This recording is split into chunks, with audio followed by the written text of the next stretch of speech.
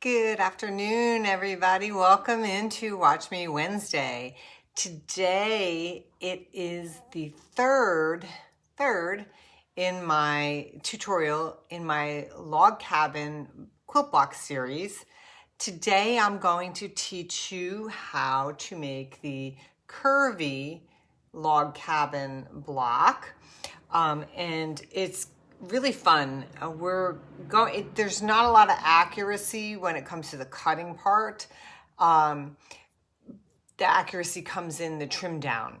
So that's really good news. So we're going to get started. So hit the share button so that all your quilty friends can see how to make this block. I'm going to turn the camera down because all of the work is going to be done down here in front of me, and I want you to take a good look so you can see how to do this too.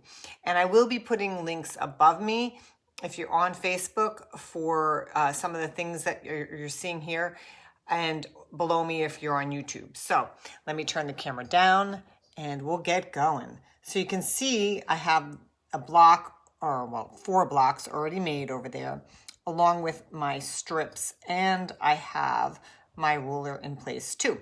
So the first thing you got to start out with is, if you look at the block, the rounds on this log cabin has a center block and then 3 rounds for the skinny strips and 3 rounds for the wide strips.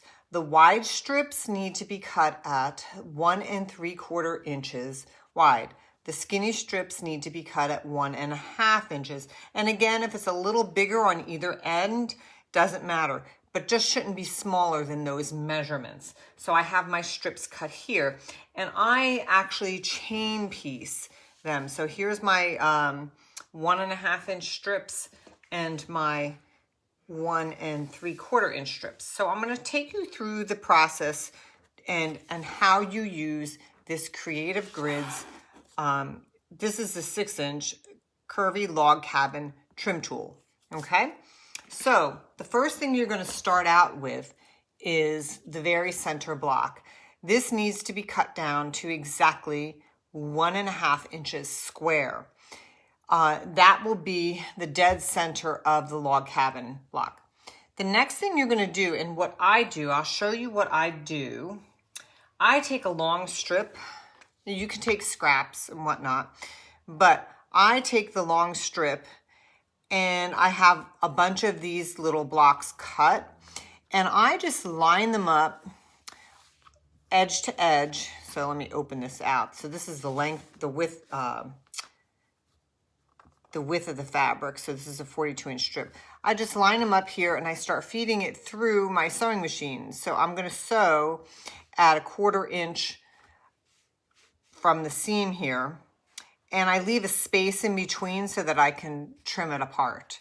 So I'll have a bunch of these lined up on here. Then I'm going to take it, once it's sewn, they're all sewn together. Say I'm doing 10 at a time, or however many I can fit on this strip.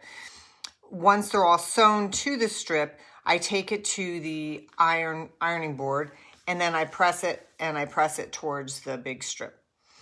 And then I trim them apart. So I trim apart after I press. And you're going to do this whole strip piecing method throughout the entire block. So you can make a lot of blocks at one time. It really speeds up the process. So that's the first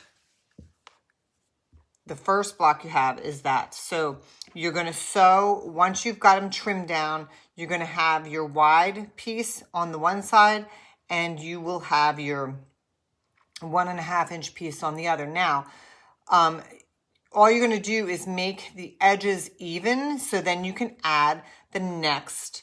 I'm going to bring this back in here just so you can see. So then this is what we have now. We have this piece right here. So if you could see, you have this piece. Then we have to add the next piece. So again, we're going to take the strip, okay, and we're going to add it. And the same thing, we're going to line them up, sew down the side, okay? And then we're going to take it, press it, and then trim apart. So you're going to end up with this. This is your next piece, okay? So now you have this center piece here, okay? trim the edges so that you can now add your narrow strips. So the next thing you'll do is you'll start adding the next round. You're going to add a narrow strip to, let me bring this one back in here. You're going to add a narrow strip to this side, okay? And then you're going to trim along there so that you can add the narrow strip here. And again, you're going to take your strip and you're going to line up your pieces along here, sew along there at 1/4 inch, being accurate. That's where the accuracy is going to come in. You're going to line them up, sew at 1/4 inch, and then once you get them all sewn on, you're going to press it towards the black. And however many you're working on is what you'll end up with. And then you will end up with this piece sewn on here. Add your next round. Now, at this point here, this is where the curvy tool comes in, okay? You'll see that there are squares on here and they all say something. This one says center square, cut 1.5 inch round 3, narrow round 2, narrow round 1. This one says wide round 1, wide round 1, wide round 2. So the first thing you're going to do, and by the way, it does come with instructions as well. So the first thing you're going to do is once you have that done, you're going to go ahead and you're going to take your curvy tool and you're going to line it up with your narrow round 1 square. And that narrow round 1 square is going to fit perfectly on that center square. And then there's dotted lines that come right along that seam allowance. You're going to go ahead, once that's all lined up, you're going to trim down. And this is why, 1.5 inches is perfect for these narrow strips. You're going to trim down there, and then you're going to give this a turn so that the narrow strips are facing you. And you're going to also give your ruler a turn. And you're going to put the wide round number 1 on that middle square with those lines, and then you're going to trim down. Now, I trimmed this one down already, so I apologize for that, but you're going to trim down your wide strips there, and you end up with this block, okay? So there it is here, all trimmed up. So you've got them all trimmed up, ready to go for the next round. So your next round is going to be your wide strips again. Following the same process that I showed you, you take your long strips, you're going to put your piece on top of the strip, sew it down, and then you're going to press them out. And however many of these you can fit on your strip is great. Then when you get to this part, you're going to go ahead, and this has to be straightened out. You can just take your ruler, and what I did is I just lined up one of those straight lines on the seam allowance and at the top, and I just straightened that out so that now I can add my next strip on this, my next wide strip, okay? So here it is all straightened out, okay? Then we add our next wide strip. So our wide strip is on. We've got the 2 wide strips. Now we have to add the 2 narrow strips for the next round. So you're going to go ahead and you're going to straighten out this edge. Again, I take one of those straight lines, I put it in the seam allowance there, and I line it up, make sure it's straight, trim off that top, and then I also want to trim off this side here too so that I can add that other round. I just trim that off so that the edges are nice and even, and we're going to add the next round for the dark. So again, this will go on this side here. I'm going to put them on. I'm going to line up all my blocks that I'm chain piecing, sew down, press open. And then I will go do the other side as well. So here's one side on. So I have my one narrow side on. Then I want to trim that down just like I did before. I want to make it nice and even, a nice straight edge to add that next round on. So now that's a nice straight edge. I add my next round Here's my next round added on, and now we use the trim tool again.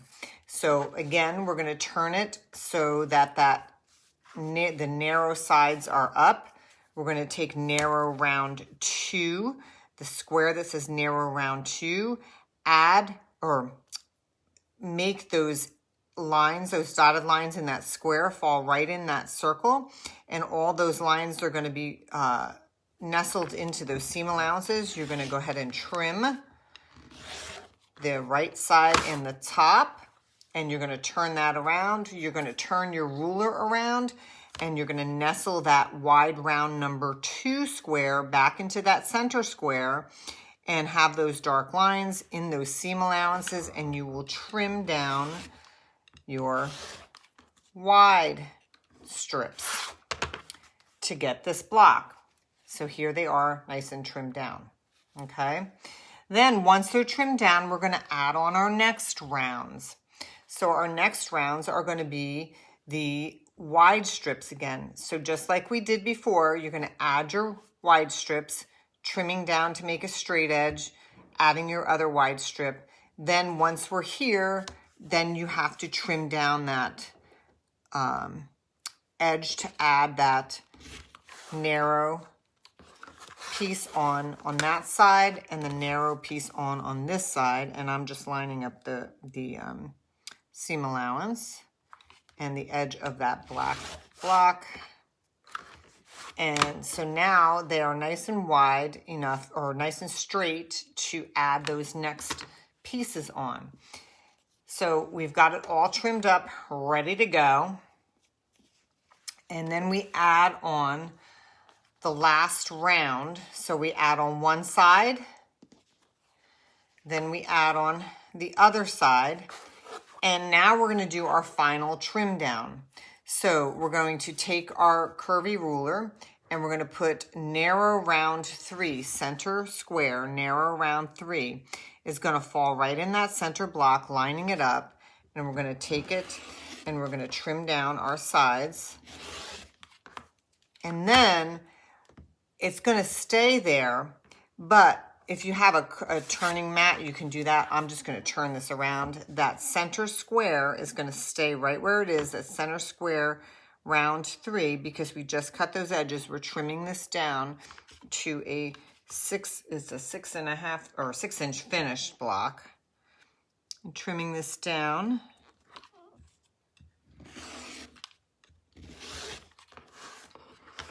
And there is our finished block.